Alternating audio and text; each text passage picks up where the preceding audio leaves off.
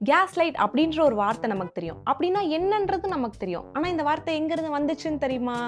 அத நான் சொல்றேன். ஒரு கப்பிள் இருந்தாங்க. அதாவது ஹஸ்பண்ட் அண்ட் ஒய்ஃப் இருந்தாங்க. அதுல ஹஸ்பண்ட் வந்து இந்த ஒய்ஃப சீட் பண்ணிட்டு இருந்தாங்க. இந்த ஒய்ஃப்க்கு இது டவுட் வர ஆரம்பிச்சுருச்சு.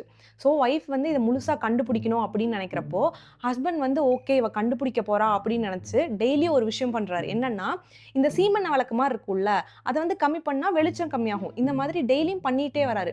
ஒய்ஃப்க்கு வந்து என்ன டெய்லி வெளிச்சம் கம்மியாயிட்டே இருக்கே! அப்படின்ற மாரி கேட்கிறப்போ, ஹஸ்பண்ட் சொல்றாரு, "அதெல்லாம் கம்மியாகல. வெளிச்சம் அப்படியே தான் இருக்கு. நீ தான் இப்படி நினைக்கிற. இது உன் மன பிராந்தி" அப்படின்ற மாதிரி சொல்றாரு.